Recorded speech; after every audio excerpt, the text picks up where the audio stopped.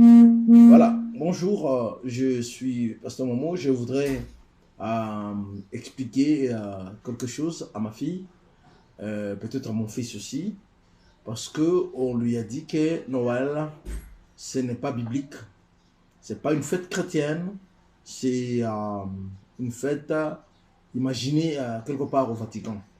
Je voudrais dire à tous ceux qui croient en cette sornette-là que c'est faux. Noël est une fête éminemment chrétienne qui est née en même temps que l'Église, qui est née en même temps que la Bible. Et la parole de Dieu que vous suivez, aujourd'hui la foi que vous avez, elle doit être basée sur 4 éléments.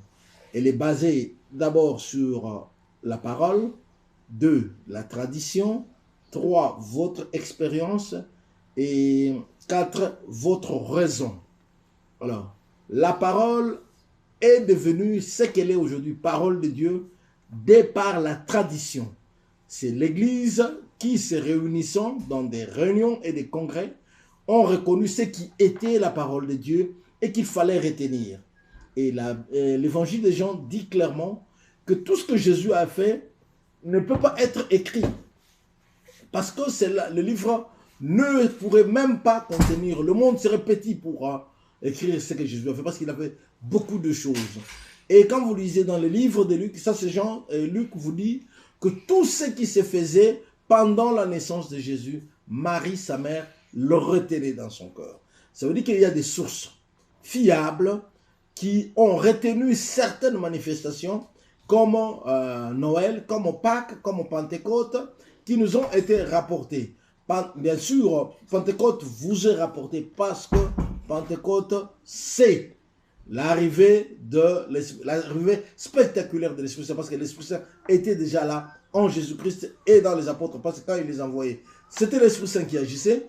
Et Pâques est rapporté comme la résurrection, la fête principale qui annonce la victoire de Jésus-Christ sur le monde et la mort. Donc, Noël existait dès le départ, et il y a des indices qui nous permettent de croire en ce que nous ont rapporté nos pères de l'Église, c'est-à-dire, une première chose, vous le voyez toujours dans Luc, on vous parle d'un recensement.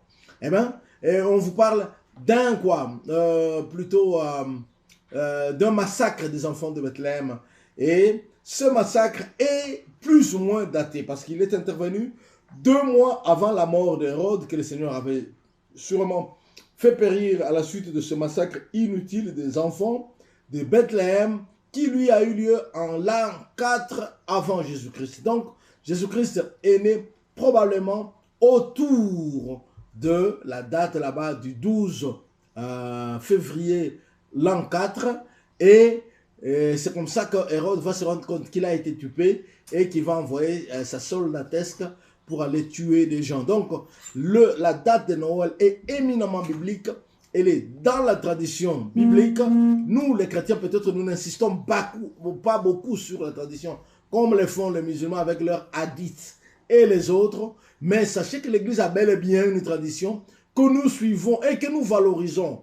Alors, ceux qui entrent dans l'Église aujourd'hui, qui croient que l'Église, c'est simplement ce qu'il y a ici, dans ce que l'on appelle la Bible, ce n'est pas ça.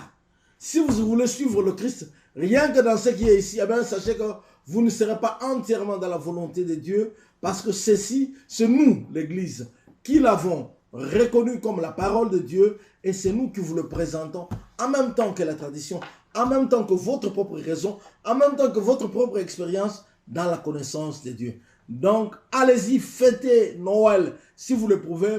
Et d'ailleurs, dans l'Église, dans la Bible, il est bien écrit que nous devons célébrer en tout temps. Et ceci est encore une autre occasion de célébrer. Soyez bénis et fortifiés par la parole, la tradition, la raison et votre expérience. Dieu vous bénisse.